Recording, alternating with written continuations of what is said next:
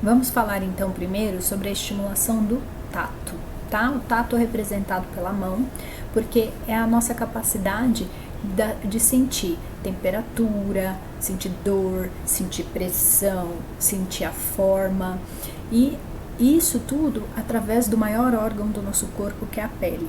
Então é importante que a gente estimule com o tato desde o rosto até os membros, o tórax. É importante que a gente estimule o corpo do paciente, principalmente se ele estiver com uma dificuldade maior em algum dos lados, né?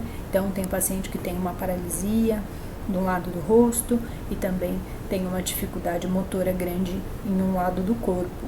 Então, quanto mais a gente puder estimular, melhor. Então, aqui, por exemplo, eu tenho um paninho Perfex, eu tenho um negocinho de plástico, de borracha, eu tenho uma borracha, eu tenho uma escova de dente e eu tenho um copo com água, né?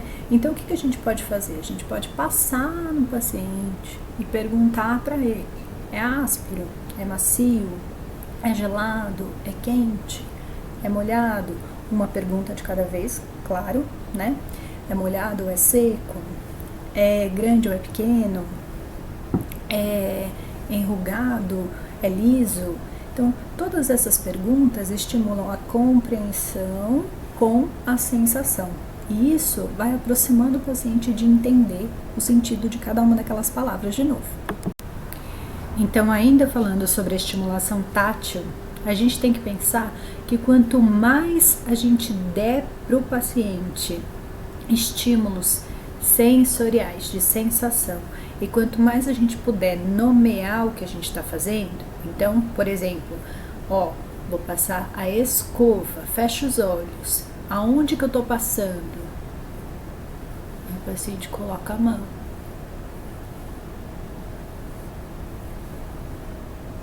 Né? Porque ele está sentindo a região aonde está sendo estimulado. Como que eu estou passando? Rápido ou devagar? Né? Tudo isso ajuda a pessoa a, primeiro, repetir a palavra de maneira correta, o que ajuda ela já a resgatar como é que produz, como é que fala, e ajuda também a fazer voltar essa sensação quando tem alguma bagunça nesse sentido sensorial, né, de alguma possível paralisia facial, né? A gente pode fazer como se fosse uma brincadeira de adivinhação. O paciente fica com os olhos fechados, ou ele mesmo fecha, ou fecha a si mesmo com uma venda, e daí pede para ele tentar adivinhar. Olha, é a bucha ou é o pincel? É a esponja de cozinha, o lado áspero ou o lado macio? Então isso vai fazendo com que ele consiga acessar aquelas sensações, certo? Outra coisa que ajuda bastante é fazer bastante massagem. Daí pode aproveitar um creme para poder deslizar melhor a mão no corpo ou no rosto do paciente, aproveitar para trabalhar a sensação do gelado do creme e depois a sensação quando assopra de ficar mais gelado do que antes, né? Então dá para fazer bastante coisa nesse sentido.